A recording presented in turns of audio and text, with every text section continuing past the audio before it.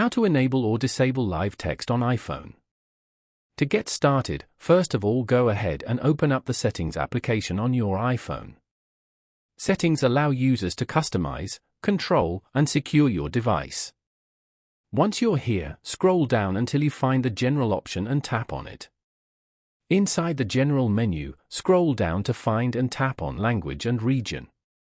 This section lets you manage your preferred languages and region formats. At the bottom of this screen, you will find the toggle switch for live text. Live text recognizes text in images and videos, allowing you to copy, translate, or interact with it directly. Simply tap this switch to either enable or disable the feature as needed. Following these steps, you can easily enable or disable live text on an iPhone. Thank you for watching. Please leave a like if this tutorial helped you, or leave a comment below if you have any questions related to the video.